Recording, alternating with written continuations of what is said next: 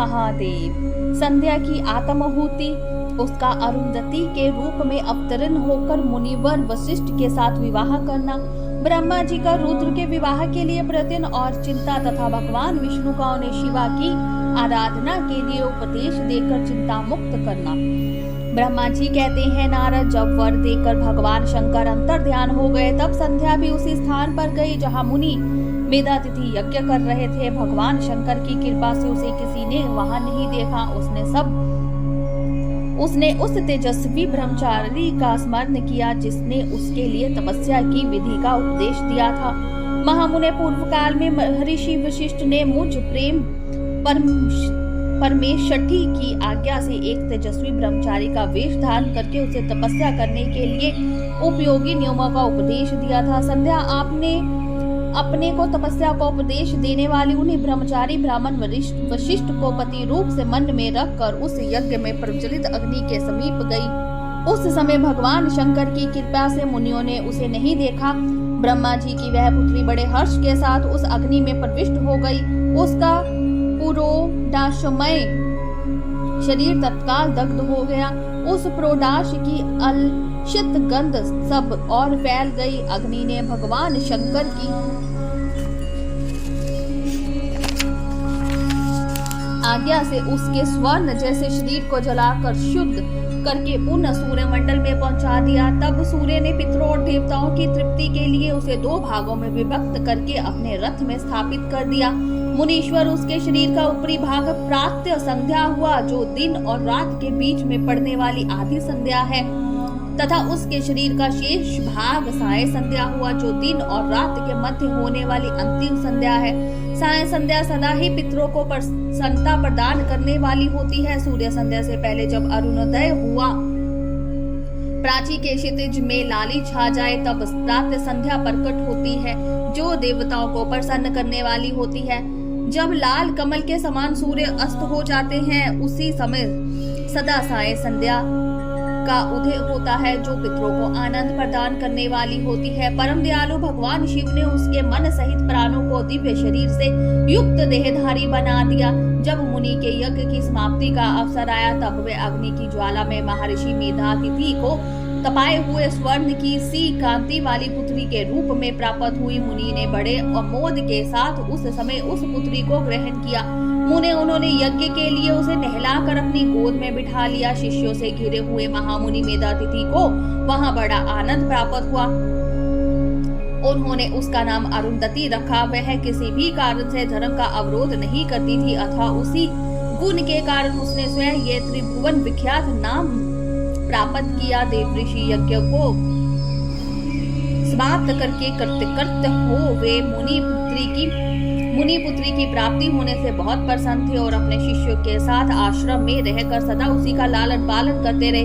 देवी अरुंधति चंद्रभागा नदी के तट पर ताप सरयान के भीतर मुनिवर मेधातिथि के उस आश्रम में धीरे धीरे बड़ी होने लगी। जब वे विवाह के योग्य हो गई, तब मैंने विष्णु तथा महेश्वर ने मिलकर मुझ ब्रह्मा के पुत्र वशिष्ठ के साथ उसका विवाह करा दिया। ब्रह्मा विष्णु तथा महेश के हाथों से निकले हुए जल से शिप्रा आदि 7 परम पवित्र नदियां उत्पन्न हुई। मुने मेधातिथि की पुत्री महासाध्वी अरुंधति समस्त पवित्रताओं में श्रेष्ठ थी। वह महर्षि वशिष्ठ को पति रूप में पाकर उनके साथ बड़ी शोभा पाने लगी। उससे शक्ति आदि शुभ एवं श्रेष्ठ पुत्र उत्पन्न हुए। मुनि श्रेष्ठ वह प्रियतम प्रति वशिष्ठ को पाकर विशेष शोभा पाने लगी। मुनि शिरोमणि, इस प्रकार मैंने तुम्हारे समक्ष संध्या का पवित्र चित्र का वर्णन किया है, जो समस्त कामनाओं के फलों को देने वाला परम पावन और दिव्य है। जो स्त्री या शुभ व्रत का आचरण करने वाला पुरुष इस प्रसंग को सुनता है, वह संपूर्ण कामनाओं को प्राप्त कर लेता है। इसमें अन्यथा विचार करने की आवश्यकता नहीं है। प्रजापति ब्रह्मा जी की यह बात सुनकर नारद जी का मन प्रसन्न हो गया और वे इस प्रकार बोले। नारद जी ने कहा, ब्राह्मण, आपने अरुंधति की तथा पूर्व जन्म में उसकी सर्वभूता संध्या की बड़ी उत्तम दिव्य कथा सुनाई है, जो शिव भक्त की वृद्धि करने वाली है। धर्मज्ञ, अब आप भगवान शिव के उस परम पवित्र चरित्र का वर्णन कीजिए, जो दूसरों के पापों का विनाश करने वाला एवं उत्तम मंगलदायक है। जब कामदेव रति से विवाह करके हर्षपूर्वक चला गया, दक्ष आदि अन्य मुनि भी जब अपने अपने स्थान को पधारे और जब संध्या तपस्या करने के लिए चली गई, उसके बाद वहां क्या हुआ? ब्रह्मा जी ने कहा, विप्रवर नारद, तुम धन्य हो, भगवान शिव के सेवक हो, अतः शिव की लीला से युक्त जो उनका शुभ चरित्र है उसे भक्ति पूर्वक सुनो।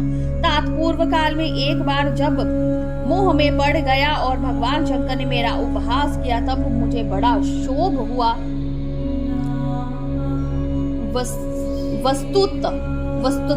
वस्तुत शिव की माया ने मुझे मोह लिया था, इसीलिए मैं भगवान शिव की प्रति ईर्ष्या करने लगा। इस प्रकार सो बताता हूँ, सुनो। उस स्थान पर गया जहाँ दक्ष राज मुनि उपस्थित थे, वहीं रति के साथ कामदेव भी था। नारद, उस समय मैंने बड़ी प्रसन्नता के साथ दक्ष तथा दूसरे पुत्रों को संबोधित करके वार्तालाप आरंभ किया। उस वार्तालाप के समय मैं शिव की माया से पूर्णतः मोहित था। अतः मैंने कहा, पुत्रों, तुम्हें ऐसा प्रयत्न करना चाहिए जिससे महादेव जी किसी कमनीय कांति वाली स्त्री का पानी ग्रहण करे। इसके बाद मैंने भगवान शिव को मोहित करने का भार रति सहित कामदेव को सौंपा। कामदेव ने मेरी आज्ञा मानकर कहा, प्रभु, सुंदरी स्त्री ही मेरा अस्त्र है, अतः शिव जी को मोहित करने के लिए किसी नारी की सृष्टि कीजिए। यह सुनकर मैं चिंता में पड़ गया और लंबी सांस खींचने लगा।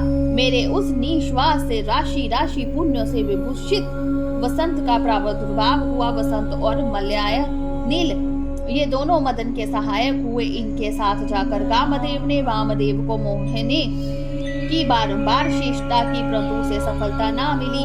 जब वह निराश होकर लौट आया, तब उसकी बात सुनकर मुझे बड़ा दुख हुआ। उस समय मेरे मुख से जो निश्वास वायु चली, उससे मार्गणों की उत्पत्ति हुई। उन्हें मदन की सहायता के लिए आदेश देकर मैंने पुनः उन सबको शिव जी के पास भेजा, परंतु महान प्रयत्न करने के पश्चात भी भगवान शिव को मोह में ना डाल सके। काम सपरिवार लौट आया और मुझे प्रणाम करके अपने स्थान को चला गया। उसके चले जाने पर मैं मन ही मन सोचने लगा कि निर्विकार तथा मन को वश में रखने वाले योग प्रैन भगवान शंकर किसी स्त्री को अपनी सहधर्मिणी बनाना कैसे स्वीकार करेंगे। यही सोचते सोचते मैंने भक्ति भाव से भगवान श्री हरि का स्मरण किया, जो साक्षात शिव स्वरूप तथा मेरे शरीर के जन्मदाता है। मैंने दीन वचनों से युक्त शुभ शस्त्रों द्वारा उनकी स्तुति की। उस स्तुति को सुनकर भगवान शीघ्र ही मेरे सामने प्रकट हो गए।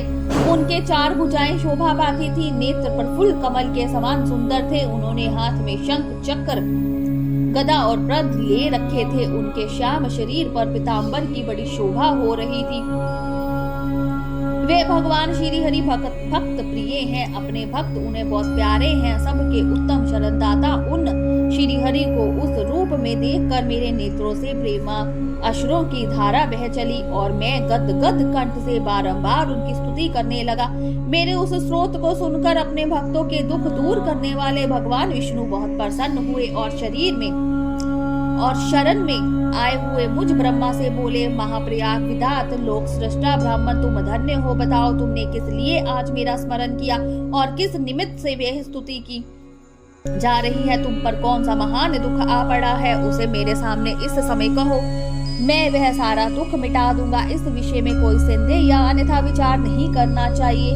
तब ब्रह्मा जी ने सारा प्रसंग सुनाकर कहा, केशव, यदि भगवान शिव किसी तरह पत्नी को ग्रहण कर ले तो मैं सुखी हो जाऊंगा। मेरे अंतःकरण का सारा दुख दूर हो जाएगा। इसी के लिए मैं आपकी शरण में आया हूँ। मेरी ये बात सुनकर भगवान मधुसूदन हंस पड़े और मुझ लोक सृष्टा ब्राह्मण का हर्ष बढ़ाते हुए मुझसे शीघ्र ही यूं बोले, विधात, तुम मेरे वचन सुनो। यह तुम्हारे भ्रम का निवारण करने वाला है। मेरा वचन ही वेद शास्त्र आदि का वास्तविक सिद्धांत है। शिव ही सबके कर्ता भर्ता पालक और हर्ता संहारक है। वे ही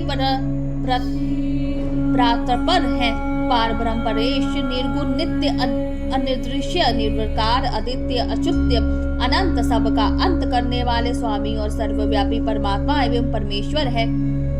सृष्टि, पालन और संहार के कर्ता, तीनों गुणों को आश्रय देने वाले व्यापक ब्रह्मा, विष्णु और महेश नाम से प्रसिद्ध, रजोगुण, सत्वगुण तथा तमोस गुण से परे, माया से भी वेद युक्त प्रतीत होने वाले निरीह माया रहित माया के स्वामी या प्रेरक चतुर सगुण स्वतंत्र आत्मनंदन स्वरूप निर्विकल्प आत्मा राम निदर्द भक्त परवश सुंदर विग्रह से सुशोभित योगी नित्य योग परायण योग मार्गदर्शक गर्वहारी लोकेश्वर तथा सदा दीन वत्सल्य है। तुम उन्हीं की शरण में जाओ, स्वर्तामना शंभु का भजन करो, इससे संतुष्ट होकर वे तुम्हारा कल्याण करेंगे। ब्राह्मण, यदि तुम्हारे मन में यह विचार हो कि शंकर पत्नी का पानी ग्रहण करे तो शिवा को प्रसन्न करने के उद्देश्य से शिव का स्मरण करते हुए उत्तम तपस्या करो। अपने उस मनोरथ को हृदय में रखते हुए देवी शिवा का ध्यान करो। वे देवेश्वरी यदि प्रसन्न हो जाए तो सारा कार्य सिद्ध कर देगी।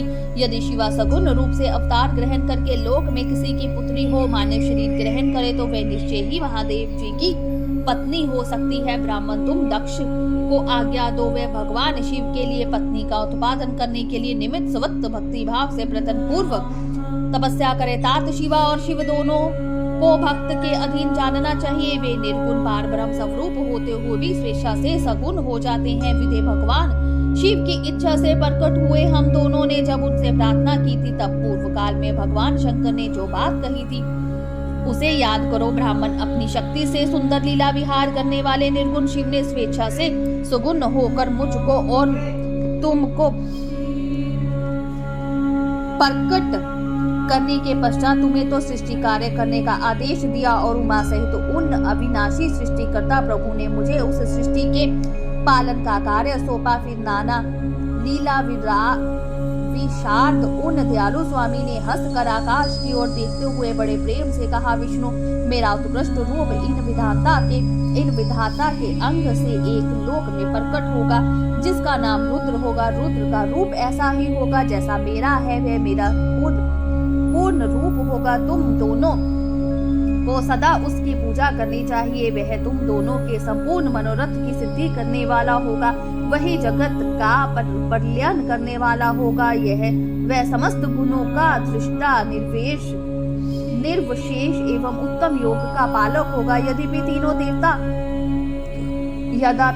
देवता मेरे ही रूप हैं, तथापि विशेषता रुद्र मेरा पूर्ण रूप होगा। पुत्रों देवी उमा के भी 3 रूप होंगे। एक रूप का नाम लक्ष्मी होगा जो इन श्री हरि की पत्नी होगी। दूसरा रूप ब्रह्मा पत्नी सरस्वती है। तीसरा रूप सती के नाम से प्रसिद्ध होगा। सती उमा का पूर्ण रूप होगी, वे ही भावी रुद्र की पत्नी होगी। ऐसा कहकर भगवान महेश्वर हम पर कृपा करने के पश्चात वहां से अंतर्ध्यान हो गए और हम दोनों सुख पूर्वक अपने अपने कार्य में लग गए। ब्राह्मण, समय पाकर मैं और तुम हम दोनों सपत्नीक हो गए और साक्षात भगवान शंकर रुद्र नाम से अवतरण हुए। वे इस समय कैलाश पर्वत पर निवास करते हैं। ब्रजेश्वर, अब शिवा भी सती नाम से अवतरण होने वाली है, अथवा तुम्हें उनके उत्पादन के लिए ही यत्न करना चाहिए। ऐसा कहकर मुझ पर बड़ी प्रसन्ना भारी दया करके भगवान विष्णु अंतर्ध्यान हो गए और मुझे उनकी बातें सुनकर बड़ा आनंद प्राप्त हुआ। बोलिए शंकर भगवान की जय, उमापति महादेव की जय, हर हर महादेव।